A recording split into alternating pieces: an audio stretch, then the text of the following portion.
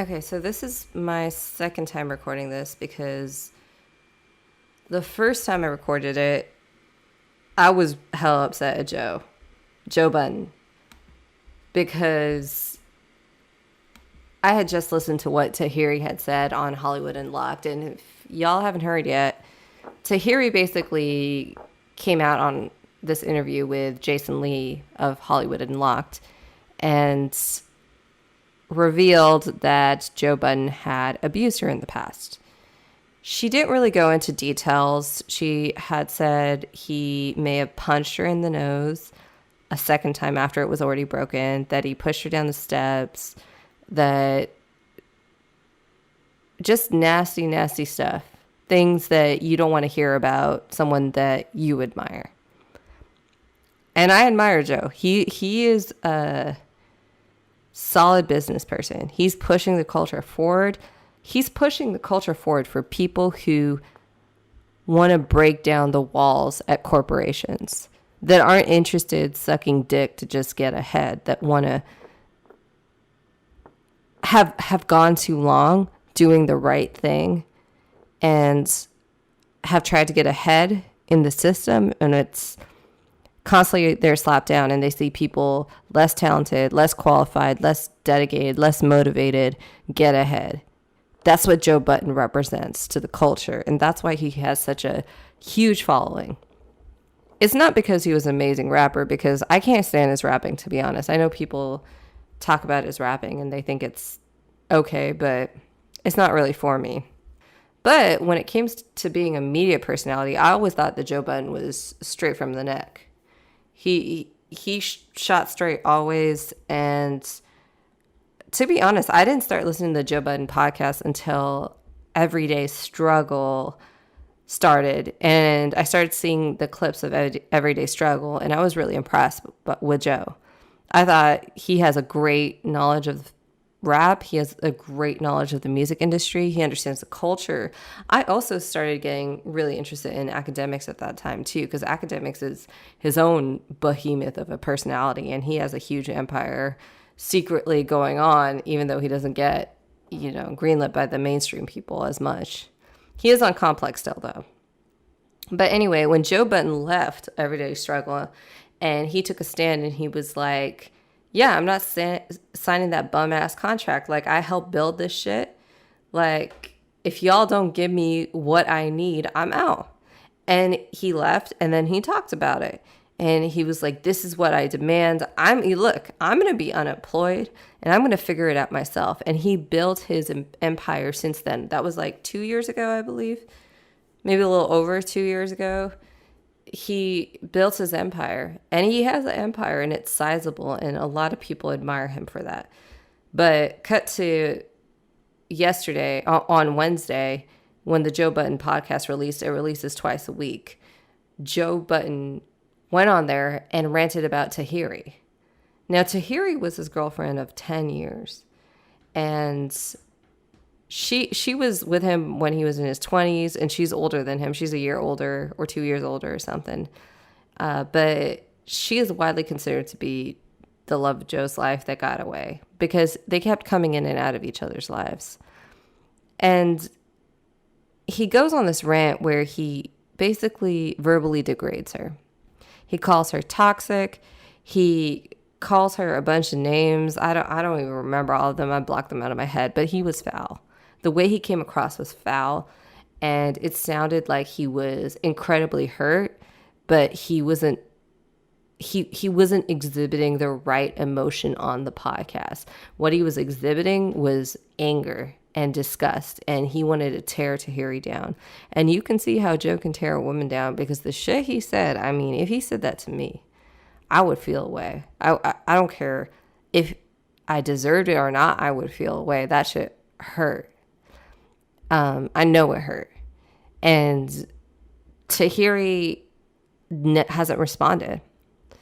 And I'm surprised she hasn't responded. And the fact that she hasn't responded tells me that she talked to someone.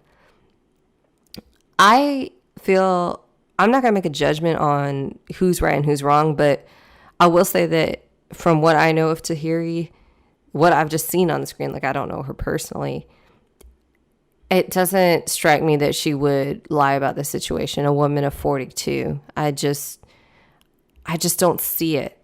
And Joe was saying, you're clout chasing and you're this and you're that. I don't even see that. I really don't.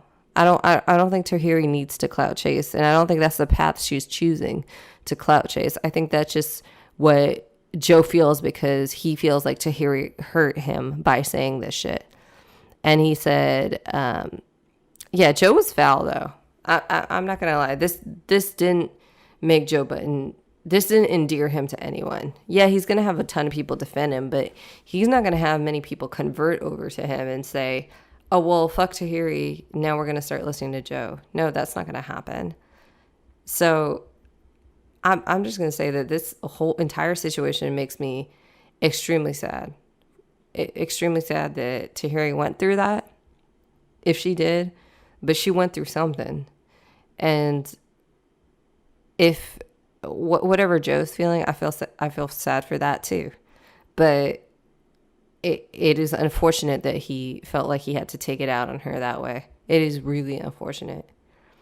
And that's not okay, men. That's not. Be the bigger person and have that conversation behind closed doors. Don't tear a woman down in front of all your people, all her people she knows. You don't have to take everything away from someone just to invalidate them. You don't. There's a classy way to do that, Joe Budden. There's a classy way to leave Spotify.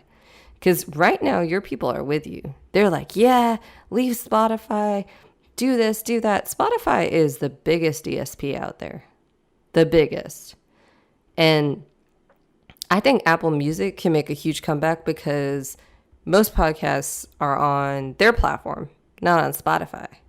Then Spotify has made it easier to go on their platform.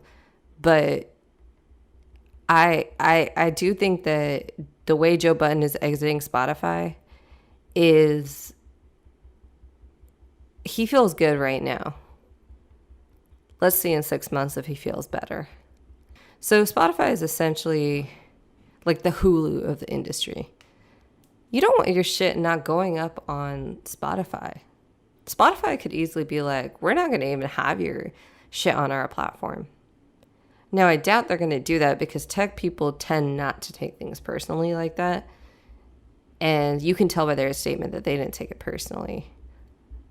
But they were just like, we don't want to deal with this dude. We don't need this headache. Like, learn how to act in business. And it reminds me of the situation between Dave Portnoy and the Call Her Daddy girls, where they were negotiating in bad faith, basically. And he was just like, fuck that. I don't need this shit. And you have to remember that there is always going to be a hierarchy. We can debate the color of people, but there is always going to be a hierarchy. So it is important to learn how to operate within that hierarchy and when to press the gas pedal. And I say that as someone who has always struggled to work within that hierarchy because I've always tried to do what's right. But it's not always a smart move.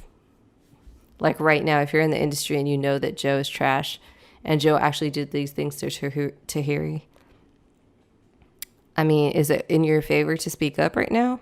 Or is it in your favor to let it go? I think that's a big question. And I will say that more people rock with Tahiri than you think.